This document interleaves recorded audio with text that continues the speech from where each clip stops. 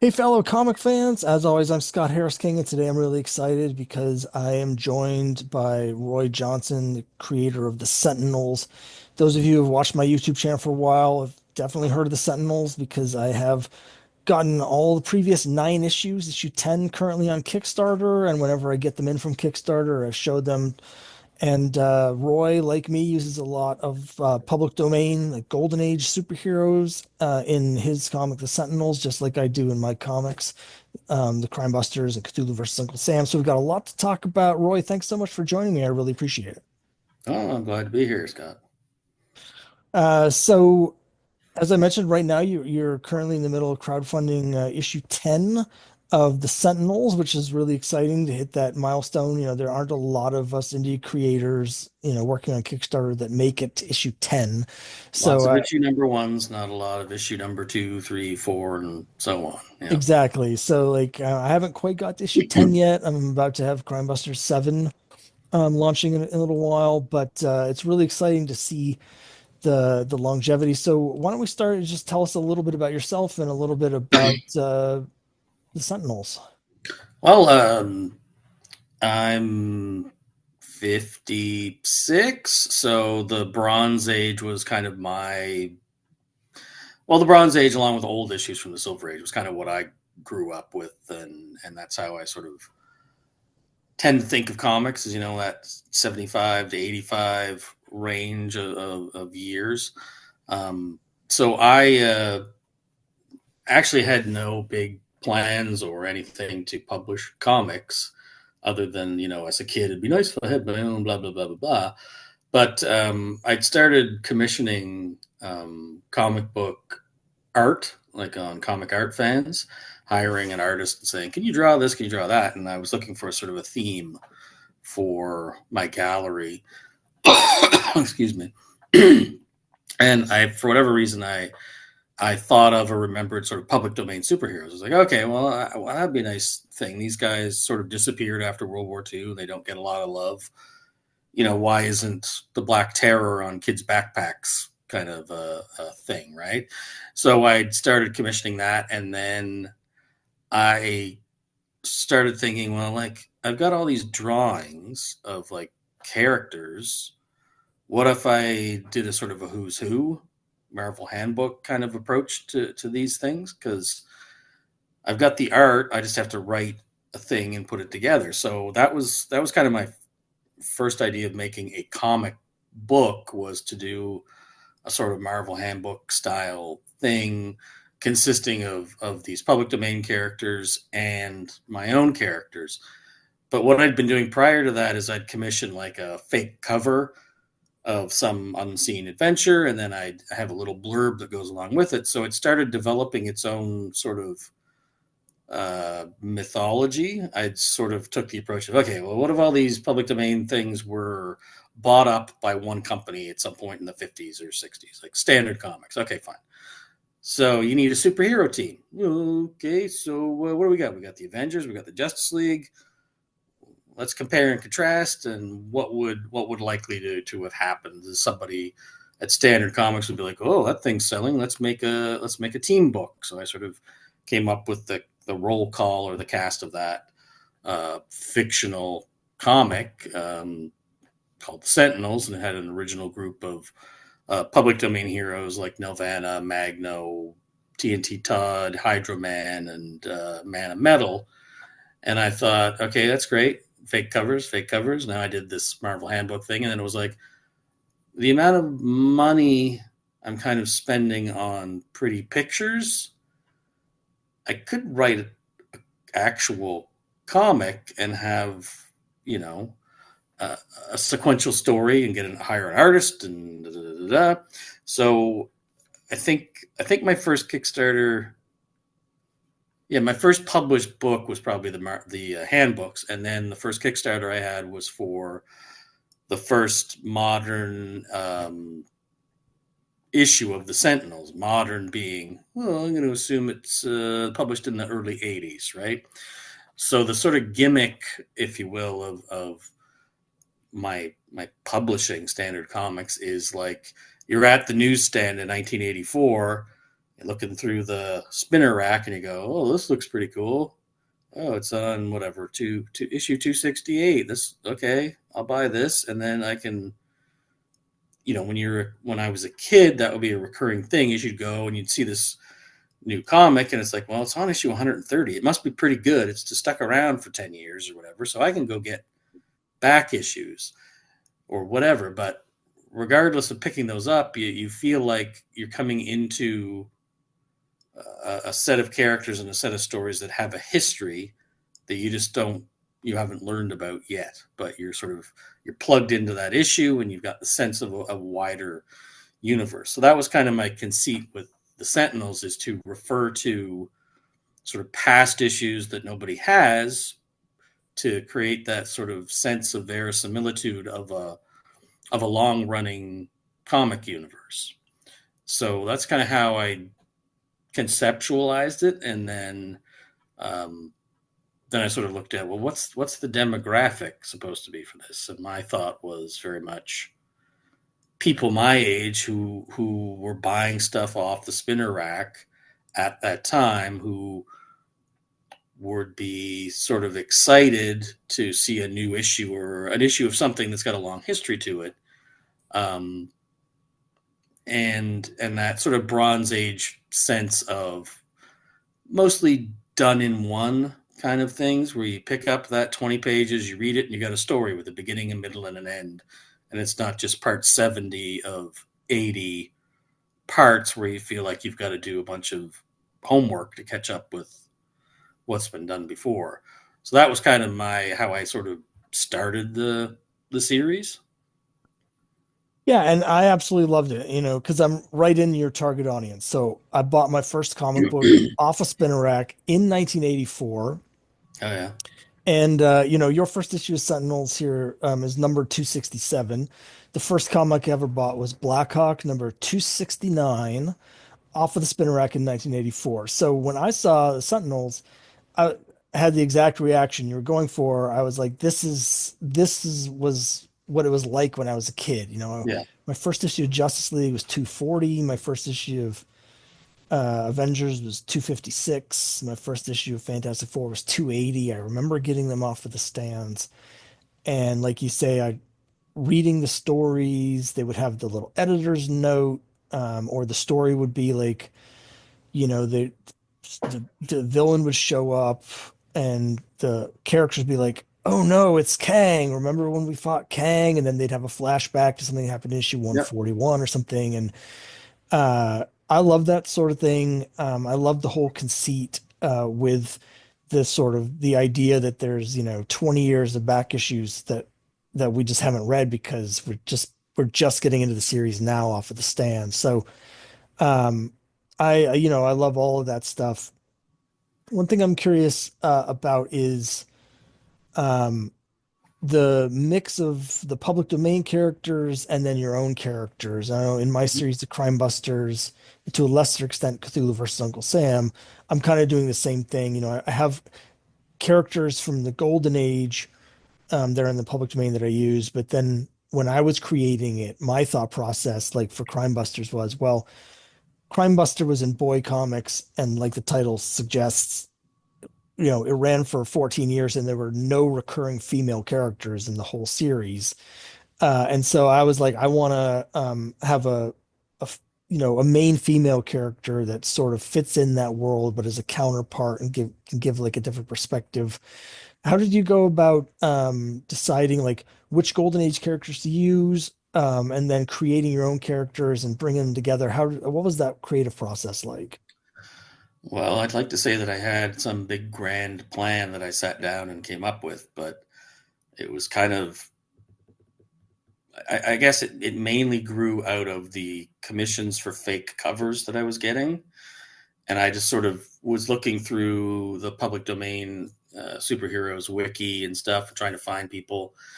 And I sort of gravitated to like the lesser known ones that weren't revived 8 million times, like the Black Terror or Daredevil or whoever. For example, look, like I kind of honed in on Black Orchid and Grim Reaper, who have no connection whatsoever in their publishing history, because they're both two different companies, and Black Orchid only appeared in one issue in two different stories. And but I sort of stuck them together almost as a Green Arrow and Black Canary kind of couple. And I had sort of an original Silver Age Sentinels, and then when I was sort of thinking of the modern day ones, I think I had Grim Reaper and Black Orchid because that made sense. TNT Todd has got such a ridiculous costume and everything that I just thought it was cool to have him in it. And then my own costume characters were, I think it was really two things. One was playing around on Hero Machine. I don't know if you remember that. It was like I think it was powered by Flash, so it doesn't exist anymore. But it was just like a superhero design website. You go and I just make designs that I liked.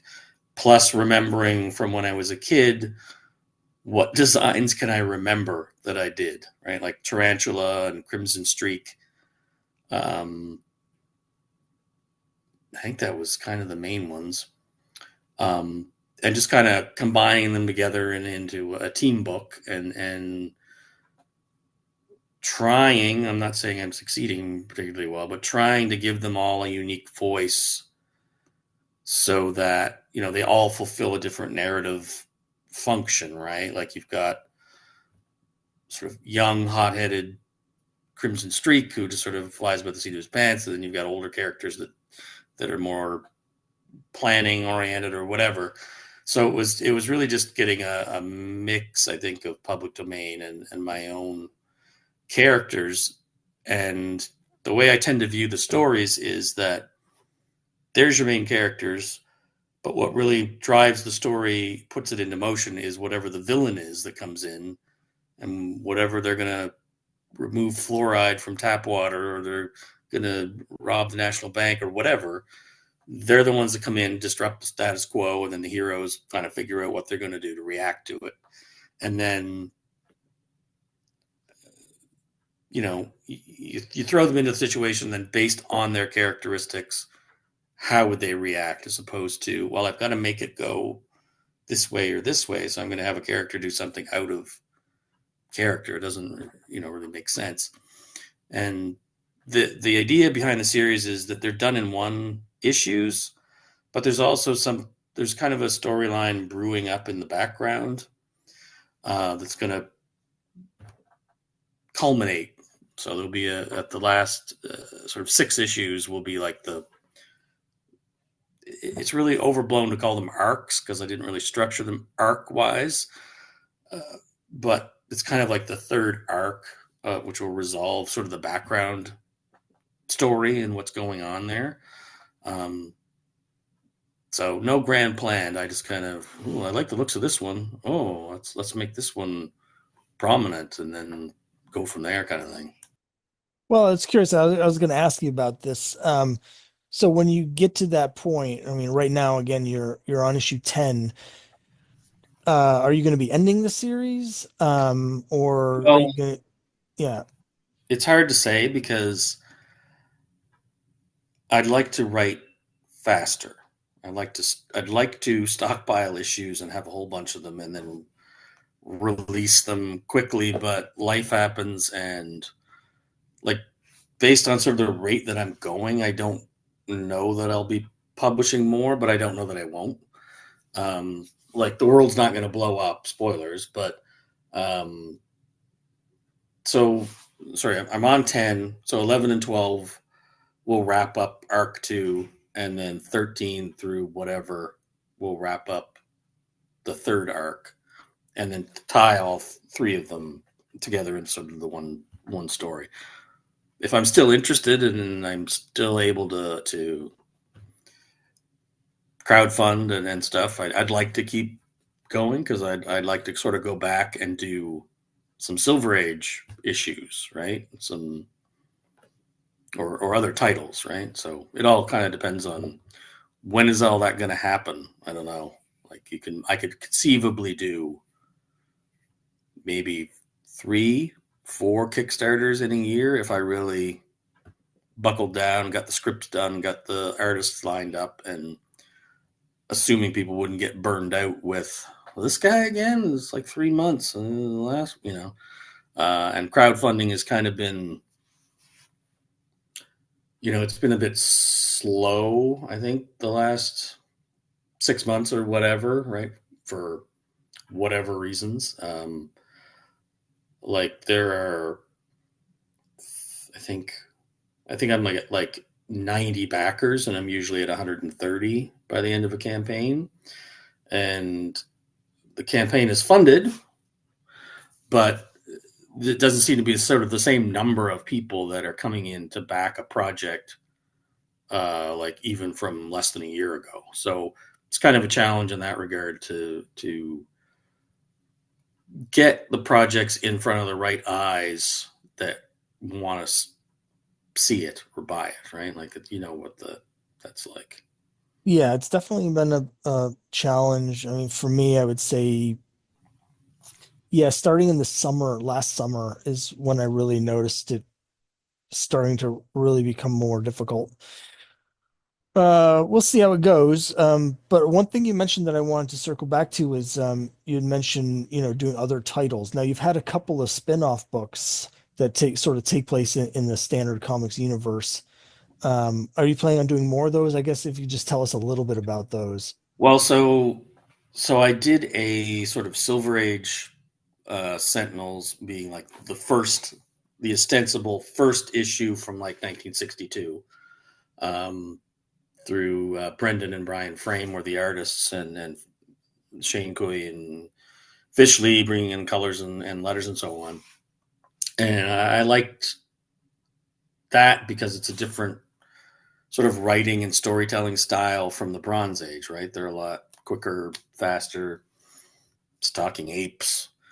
Um, and then I did another one called The Sensational Seven, which the idea was kind of like, well, what if Standard Comics tried to bring in a superhero team before the Justice League, and it just didn't really go anywhere. So I kind of did this Sensational Seven issue #1 with the idea that maybe it only lasted one issue, but a lot of people seem to have liked it. So there should be an issue 2 at some point, I hope. But um, spin-off series, like there's those two, and then there's the handbook. I did a Kickstarter for issue 3 of the encyclopedia is what it's called, and I'll be doing a fourth one at some point. And I think there's kind of spoilers for the final arc of the Sentinel, so it might come out after that. And then I've done, once I got to 6 issues, thought that was a good number of issues to put in a trade paperback. So did a campaign for that, and then once issue 12 is done, there'll be a trade paperback for the second set of 6 issues, and then one for the third. And have I done another one? Did you do a no, I have all of those, but one that I don't think I have, so I might be wrong. But wasn't there a Grim Reaper like one shot? Right. Did a sort of so for whatever reason I really like the Grim Reaper. I don't know. He's kind of like he's got has no superpowers. He fights behind enemy lines in World War II, right? So to me, he's kind of combining aspects of Batman and Captain America, in that he's got no powers. He's fighting in the war proper, so he's not fighting clowns and people in question mark suits, and he's operating behind enemy lines, but he's using fear as a weapon against the Nazis. So he's kind of fitting into my jam there with those two kind of characters. So I had done, I actually did a collection of all of his appearances in a trade, a sort of an archive of those from World War II, and I wanted to sort of do a short in the style of World War II, as if this book was published in like the 40s. So I did one called Black Dawn, and it's just a 12-page story. So it's kind of like those World War II stories that are a little bit shorter, but the book has a bunch of extra material in it. I think that was reasonably successful. And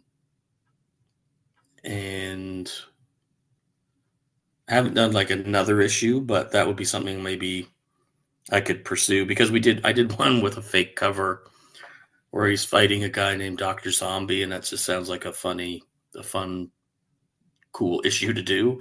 So that's kind of not on the back burner, but on the back of my head, kind of thing. Okay, cool. And I seem to remember I had gotten at some point, I think it was some kind of tease, maybe a zero, number zero or something for Freedom Brigade. Oh yeah, so Freedom Brigade, um, issue zero was like a who's who Marvel handbook of just the Freedom Brigade. So the Freedom Brigade was like Marvel had the Invaders. Excuse me. DC had like the All Star Squadron, and I kind of wanted that vibe of a World War II superhero team. So I'd come up with the Freedom Brigade and the logo, and didn't I got fake covers and stuff, but I hadn't made an issue yet. And there are plans for two issues of the Freedom Brigade that tie into the last set of Sentinels issues. So it'll go like whatever it is, Sentinels 13, Freedom Brigade 1, Sentinels 14, Freedom Brigade 2, 15, 16, whatever it is. Um, but I also sort of wanted to get, honestly, the trademark on the title and the logo, um, since various people like it and approached me about using it themselves, but I was not too keen on that. So that's that Freedom Brigade Zero. It's like a who's who of the Gotcha. World War II guys. Yeah, well, I'm looking forward to seeing that when that comes out. And now, I guess I just asked about in general, like the challenges of using uh, public domain characters. Now, for me, I'm always, you got to check the copyrights, the trademarks, and balance that stuff. It's a little different for you only because you're in Canada, so you have different laws that you have to deal with compared to the ones that I have to deal with. Yeah. And I've found it can be confusing just to figure out on the internet. There's so much information. People will say all sorts of things about different characters being public domain that might be true for them, or someone, and you don't know Right. that they're in France writing it. So, what are the challenges that you have, just working in this public domain space? Well, it gets complicated because international copyright law, the United States is sort of the odd man out. For most of the rest of the world, it's death of author plus 70 years. In the United States, it's changed 4 or 5 times in the last 100 years as to, whatever.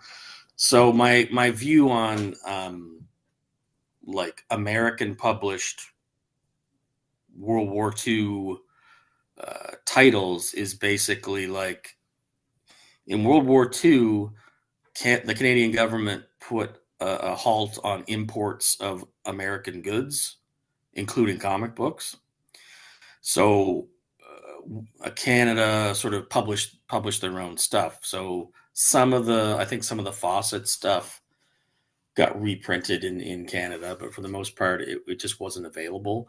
So my understanding of the the Berne Treaty on copyrights is kind of like if it was made in the United States and it wasn't available in the country like Canada, it has no copyright protection in Canada per se.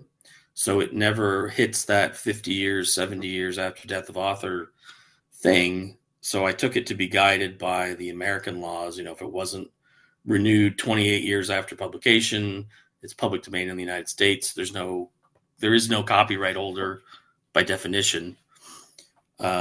Canadian ones are a little trickier, and like if you look at Nelvana of the Northern Lights, she was published by Bell Features Canada, and copyright law in Canada at the time was a work is considered under copyright till 50 years after the death of the author.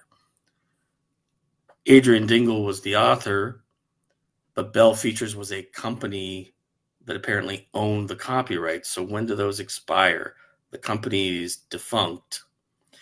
So I checked with Archive. This is getting too deal, but I checked with Archives Canada and Chorus Entertainment, who co-own apparently the copyrights on those books, and they were like, unless you want to reprint them, you don't need a license or anything. You do whatever you want, kind of thing. Um, so, for example, that's Nelvana is technically not in the public domain, but at the same time, the two copyright holders don't care about anything other than reprinting or excerpting material from the original books. If you want to redefine the character, whatever. Characters aren't technically copywritten, it's the fixed form of the work that they appear in. So it's kind of similar but different. So I basically took it to be the old stuff from World War II. If its copyright expired in the United States and it was never published in Canada, it's public domain. Um, if somebody wants to sue me, I guess they can try. So that's copyrights. Trademarks are more applicable just to titles. They can apply to the name of a character, but only insofar as the name of the character is used as the title of a book, right? So if you've got Captain Floopy Pants, unless there's a comic title of Captain Floopy Pants, there isn't a trademark protecting its name. I'm gonna need to trademark that one quick then. That's a good one. That's fluffy, yeah. Um, and people, for some reason, people think a character image is trademarked when 99 times out of 100 they're not, right? Like Mickey Mouse is a functional trademark in that it is associated closely in the minds of consumers with the Walt Disney Company because they stick the mouse ears on everything, and that creates an association in the mind of the public or the consumer between an image and the product. Same as like the Superman S kind of thing. But I could have a character like how many characters does DC and Marvel have with the same name? Right? Right. Scarecrow and Hydra Man and that's because they're not book titles, right? Basically. Um, so I don't really concern myself too much with trademarks because I don't. The only book I'm publishing is the Sentinels, right? And that's a whole other can of worms because I started publishing that in whatever it was, 2017. And then was it October? Marvel started publishing a book called Sentinels. And it's like, well, I was here first, so I don't really care. Like, I know I'm not infringing their trademark. They're kind of infringing on mine, but realistically, what am I going to do? Sue Marvel? That's not, you know, Yeah, likely I've to happen. had the exact same thing happen with my series Quest, where I spent like 8 months promoting it, telling everyone about it, got the Kickstarter pre-launch page up, and then Image announced that they were putting out a comic called Quest. My Kickstarter launched 2 weeks before their first issue came out. So it was like, um, I think I was there first. They didn't actually register their trademark either. Neither of us did. So I haven't heard anything from them, but I don't think anyone really cares. Well, we're Well, kind of small fish, right? So, yeah. So we've just got a few minutes left. But real quick about your current campaign. yep, Now, um, let me just get the details here. That's gonna be running until let's see, February Thursday. 28th. Yeah. And is there anything specific you want to tell us about that campaign? And I know that you can kind of get as add-ons all of the different things that we've talked about here. Yeah, so the 10th issue is kind of pulling together the threads of the previous 9 issues in terms of the story going on in the background. If you missed an issue, you can catch up with all the previous ones. I guess one thing to note is that some feedback that I've gotten from people is that some people found the old numbering confusing. Why is this issue 267 and 269 and what? So I've just renumbered them all 1 to 10. So they're exactly the same books. They're whatever. There's nothing different to them. But I'm calling this one issue 10, just to make things clear to people. So the campaign runs for, I think it's 10 more days. Like you say, you can get issue 10 and all the previous issues. You can get the Sensational 7. You can get the old Silver Age Sentinels book. I don't think I've got Freedom Brigade on there. You know what a pain in the ass Kickstarters are to set up the add-ons and stuff. Yeah. Um, so it's running. It's currently funded, but there's no shortage of reward tiers, and there's still, I think, a few spots left on having an artist draw your characters or whatever you want. And I just hope that it sort of continues to climb and that there's no Yeah. those terrible adjustments that you see in red when you're running a Kickstarter that so and so has reduced their pledge from $100 to no dollar. Oh, that's no good. So it's been both slower in terms of the number of backers, but also somewhat faster in the amount that's being pledged. The average pledge is reasonably high, and the biggest seller on it is the current issue with extras. So the deluxe version, like that's kind of I think an added bonus incentive kind of a thing that, okay, I'm getting a little more for my money. And yeah, it's been slow, but interesting to see how it compares to previous campaigns. Yeah, and one thing that I wanted to mention, if I'm correct, so we've talked about you being in Canada, but you print through Kablam in the United Yep. States down in Florida, and they actually ship the comics. So if anyone's watching and worried if you get, that you might have to pay $25 to have it shipped from Canada, you don't have to worry about that if you're in the US. It's regular shipping because Yeah. it's all within the US, which I appreciate because I know when I, for instance, ship things to you in Canada, it costs, everybody an arm and a leg. Yeah. So I appreciate the way you set that up. So just real quick, I'll mention again the Sentinels 1 through 10 currently available on Kickstarter through the end of the month. Also, just want to quickly mention my comic, which is also public domain Golden Age Superheroes Cthulhu versus Uncle Sam, #1, #2, both issues. My Kickstarter is going to be running through the end of this week. It's ending on Friday the 21st, and we're fully funded as well. So if anyone wants to pick up both of those stories, it's set in World War II, and the Axis powers try to summon Cthulhu to win World War II, and Uncle Sam and his friends have to stop them.